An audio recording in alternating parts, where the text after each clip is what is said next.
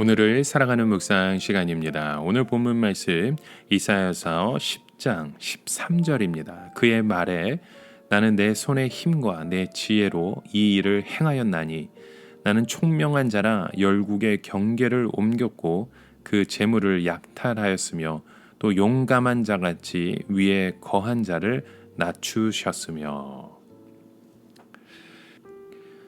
여러분, 악한 자들이 하는 짓이 무엇일까요? 자기에게 주어진 자유를 최대한으로 남용해서 다른 사람에게 고통을 주고 자기 이익을 챙기는 것이죠. 자, 오늘 우리가 함께 살펴보고 있는 이 이사야서를 통해서 특별히 이 아수르가 했던 짓들이 무엇인가 보게 되면 자기들의 힘을 이용해서 최대한의 욕심을 챙긴 것입니다. 그런데 다른 나라들은 왜 이렇게 하지 못했던 것일까요? 사실 자기들도 그렇게 하고 싶었지만 그럴 힘이 없었던지 기회가 없었던 것일 겁니다. 그러나 아수르는 사람이 머릿속으로 해보고 싶었던 일들은 다 해본 나라였습니다. 우리가 영화를 보게 되면 영화 속에는 상상의 세계를 다 펼칠 수 있죠. 사람을 죽일 수도 있고요. 진짜 죽이는 것이 아니니까. 또 우주에 대한 어떤 상상력을 채워주기도 합니다. 왜냐하면 이 상상을 가지고 만드는 것들이니까요. 마치 우리가 게임을 하는 것죠. 게임은 어차피 현실이 아닌 것이기 때문에. 그러니까 얼마든지 자기가 생각한 대로 할 수 있는 것입니다. 그러나 인생은요, 다시 시작할 수 있는 것이 아닙니다. 영화처럼 사람을 죽이고 다시 새로운 삶을 살아갈 수 있는 게 아닙니다. 한번 저질러 버리면 주워 담을 수 없는 것이 인생인 것이죠. 그런데 아수르는 자신의 마음속에 있던 것들, 머릿속에 있던 것들을 다 해버립니다. 그렇게 할 수 있었던 이유가 무엇입니까? 인간의 양심이나 형편이나 사정 같은 것을 전혀 고려하지 않고 모든 인간성을 포기했기 때문이죠. 인간을 철저하게 물질적으로만 보았기 때문입니다. 그러면서 오늘 본문 속에 무슨 얘기를 합니까? 자기는 총명한 자라라고 말을 합니다. 남들은 감히 상상할 수 없는 짓을 저지를 수 있는 그런 총명을 가지고 있다라고 하죠. 사실 그것은 총명이 아니라 천재가 아니라 또라이일 뿐입니다. 여기서 하나님의 백성들이 깨닫는 것이 무엇입니까? 바로 내 안에도 그런 성향이 있다는 것입니다. 단지 그럴 수 있는 기회가 주어지지 않았을 뿐이지 우리 마음속에 그런 죄를 수십 번, 수백 번 짓고 살아가는 거죠. 그래서 내가 상상만 했던 것을 다른 사람이 실천에 옮기는 것을 보고서 머리로 생각했던 그것들이 얼마나 무서운 죄악이며 악행인지 알고 두려워 떨게 되는 것입니다. 사람의 머릿속에는요, 온갖 악행들이 가득 차 있습니다. 단지 그것을 실천에 옮기지 않았을 뿐입니다. 그런데 어떤 사람 속에는 그 머리에 생각났던 것들을 그대로 실천에 옮깁니다. 그래서 이 세상은 재앙으로 치닫게 되는 것이죠. 신앙이 없는 사람들도 그런 짓은 미친 짓이라고 분별합니다. 사실 신약 성경은 구약 성경에 비하여 윤리적 성향이 구체적이지 않습니다. 그래서 신약이 구약에 비해서 윤리적인 면에 후퇴했다라고 생각하는 사람도 있습니다. 그러나 신약은요, 더 본질을 다루고 있습니다. 구약이 겉으로 나타나는 현상을 대상으로 하고 있다면 신약은 사람의 생각을 다루고 그 정신을 다루고 근본 성향을 다루고 있는 것이죠. 이것이 치료되지 않는 이상 절대로 죄의 문제는 해결될 수 없기 때문입니다.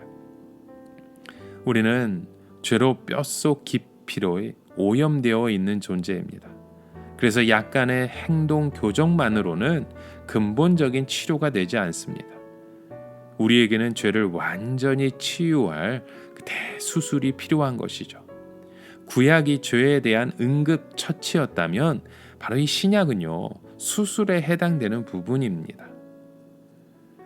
우리는 하나님의 백성이라 하지만 전적으로 우리가 하나님만을 의지하지 못하는 그런 모습이 있습니다.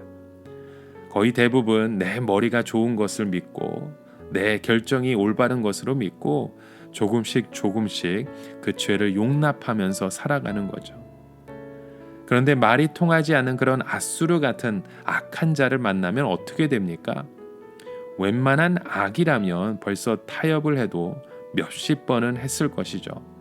그러나 앗수르는 아무리 신앙이 없는 자가 봐도 사탄의 세력이 분명한 것이었고, 앗수르와 타협한다는 것은 마치 마귀에게 내 영혼을 맡기는 것과 똑같은 것이었습니다. 적당한 악의 세력이라면 타협을 하고 약간의 내 욕심으로 해결할 수 있을 거라 그렇게 나아가지만, 이 앗수르는요 그런 존재가 아니었습니다. 함께 살인하자고 하고 함께 간음하자고 하는 존재죠. 온갖 못된 짓을 앞장서서 해야 하는 그런 존재가 바로 앗수르 같은 존재입니다. 아무리 신앙이 없는 자라 하더라도 그런 세력을 보면 하나님 앞에 부르짖으며 기도하게 됩니다.